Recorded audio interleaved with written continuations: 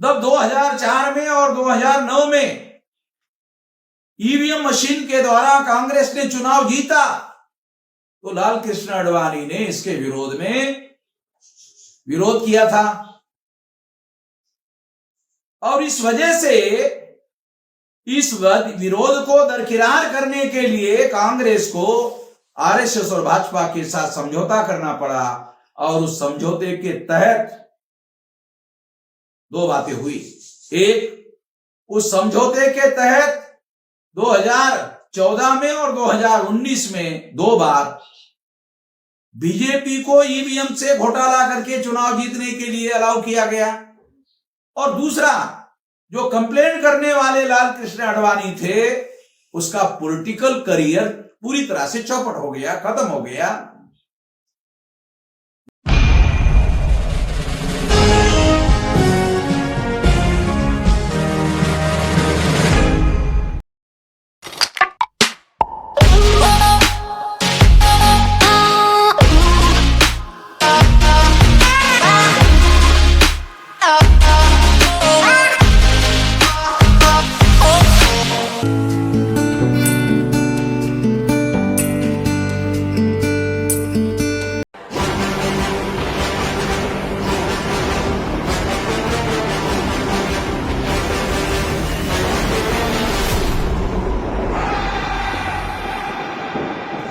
साथियों, अभी 5 राज्यों के विधानसभा में चुनाव हुए और इस विधानसभा के चुनाव में मेरा ऐसा मानना है कि 5 में से महत्वपूर्ण जो राज्य है, छत्तीसगढ़, मध्य प्रदेश और राजस्थान में बीजेपी की चुनाव में जीत होने की मुख्य वजह ईवीएम मशीन है। और इसके बारे में ठोस वजह और ठोस कारण भी है। इसके बारे में मैं कुछ बातें आप लोगों को बताना चाहता हूं। सबसे पहली बात तो यह है कि मध्य प्रदेश में एक भूतपूर्व एमएलए है, उसको केवल 50 वोट पड़े, ऐसा दिग्विजय सिंह का कहना है। ऐसा उस एमएलए ने दिग्विजय सिंह को कहा। यह हैरान करने वाली बात है। अगर सेटिंग ना हो तो निश्चित रूप से ऐसा हो नहीं सकता। ईवीएम में सेटिंग होने की वजह से ऐसा होता है, मगर कहीं कहीं इस तरह के सबूत पीछे छूट जाते हैं जिसकी वजह से ईवीएम में गड़बड़ी हुई, ऐसा कहा जा सकता है। ये 50 वाला वोट वाला मुद्दा भी ऐसी तरह का है। उसी के साथ साथ बीएसपी के एक कैंडिडेट ने आरोप लगाया कि उसने जिस बूथ पर वोट डाला उसके परिवार के 6 वोट है और तमाम उस बूथ पर उसको वोट देने वाले लोग हैं, मगर उस बूथ में उसको एक भी वोट नहीं निकला। उसके परिवार के 5 लोगों का भी वोट नहीं निकला, उसका खुद वोट भी नहीं निकला। ये इस बात का सबसे बड़ा ठोस सबूत है कि ईवीएम मशीन को सेट किया गया था। ये सेट किया हुआ मामला है, मगर कहीं कहीं ये सेट पकड़ में आता है और उसके ठोस सबूत सामने आते।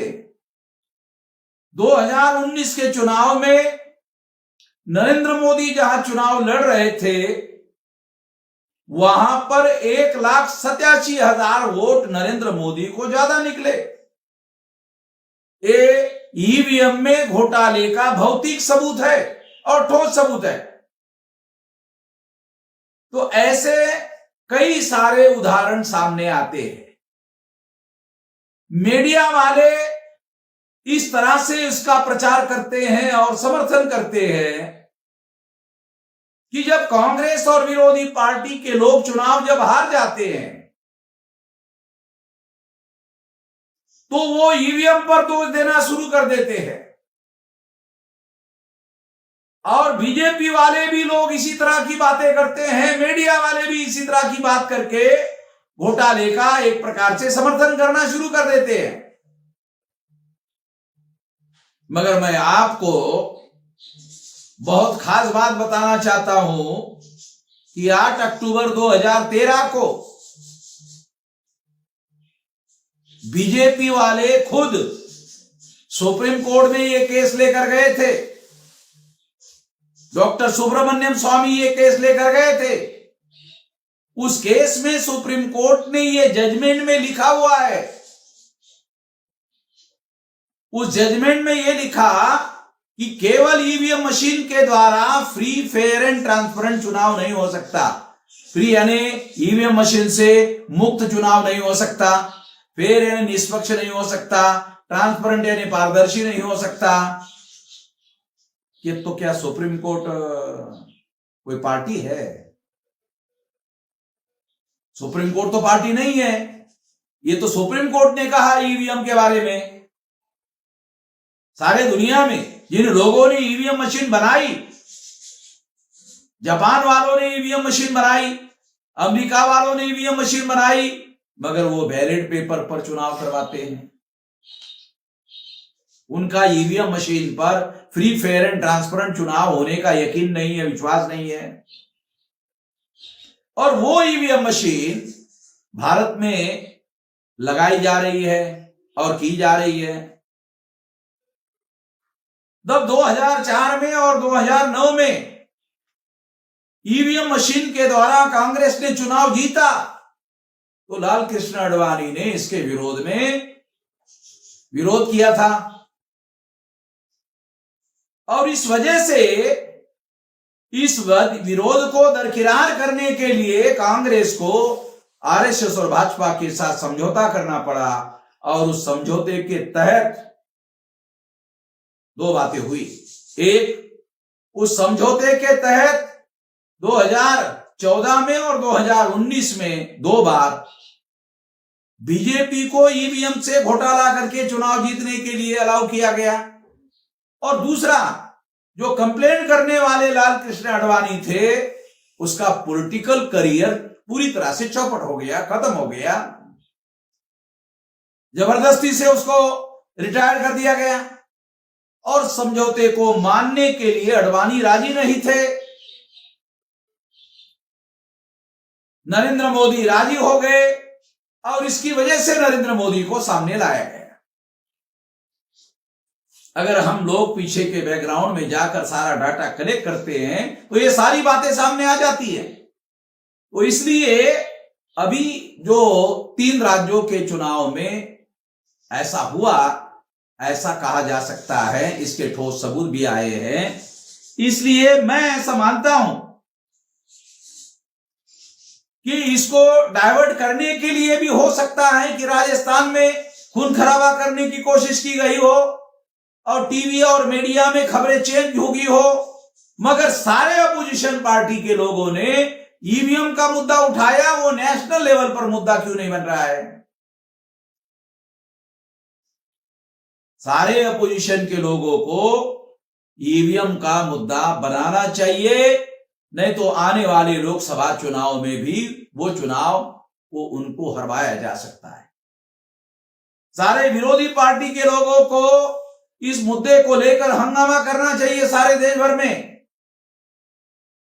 और अगर वो ऐसा नहीं करते हैं तो 200% मान लिया जाएगा कि आने वाले लोकसभा चुनाव में उनको परास्त किया जा सकता है। तो मैं हमारे पाठक है, हमारे सुनने वाले जो लोग हैं, उन लोगों को ये जानकारी देना चाहता हूं कि जो छत्तीसगढ़ में, मध्य प्रदेश में और राजस्थान में ये जो ईवीएम में घोटाला करके चुनाव करवाए गए और जीतने की ये बड़ी वजह है। मान लो थोड़ी देर के लिए कल्पना करो कि ये 3 राज्यों में अगर नरेंद्र मोदी चुनाव हार जाते तो क्या आरएसएस के लोग नरेंद्र मोदी को 2024 के चुनाव में प्रधानमंत्री पद का कैंडिडेट बनाने के लिए राजी हो जाते हैं? मैं तो नहीं मानता। अगर वास्तव में भाजपा इतनी ही लोकप्रिय थी, नरेंद्र मोदी इतने ही लोकप्रिय थे, तो नरेंद्र मोदी ने सांसदों को चुनाव में, विधानसभा के चुनाव में क्यों उतारा? केंद्रीय मंत्रिमंडल में मंत्री रहे हुए कैबिनेट मिनिस्टरों को विधानसभा के चुनाव में क्यों उतारा? अगर वो वास्तव में इतनी पार्टी लोकप्रिय थी और इतने जीतने वाला मामला था। ये सबूत इस बात का सबूत है कि नरेंद्र मोदी को यकीन नहीं था कि वो चुनाव जीत लेगा। और ये भी एक कारण बताया जा सकता है ईवीएम मशीन के इस्तेमाल का, ताकि अगर चुनाव नहीं जीता जाता तो आरएसएस के लोग नरेंद्र मोदी को 2024 के चुनाव में प्रधानमंत्री पद का कैंडिडेट नहीं बना सकते थे। इस वजह से इस चुनाव में यह गड़बड़ी की गई होगी, ऐसा कहा जा सकता है। और इसके ठोस सबूत भी आए हुए हैं। इसलिए अपोजिशन पार्टी के लोगों को पूरी ताकत के साथ इस मुद्दे को उठाना चाहिए 17 दिसंबर को। और अपोजिशन पार्टी की इंडिया गठबंधन की जो मीटिंग होने वाली है, मैं उनको अनुरोध करता हूं कि वो इसका रेजोल्यूशन पास करे और इसके लिए सारे देश भर में ईवीएम के विरोध में भारत बंद का ऐलान करे, तो 2024 के चुनाव में उनको चुनाव जीतने का अवसर उपलब्ध हो सकता है, अन्यथा नहीं।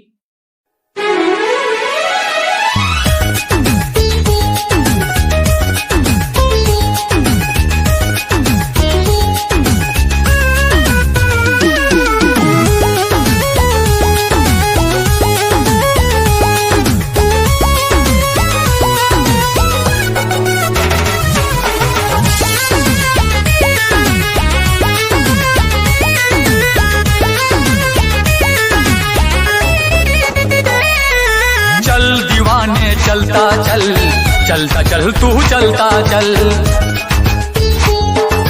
दुनिया के अन्याय से भीम दीवाने लड़ता चल।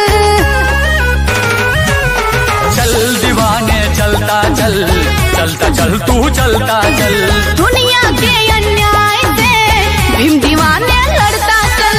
नागवंश का नायक है तू, द्रविड़ों का सरदार है, मौर्य वंश का है जुनून तू, भारत का रखवार है।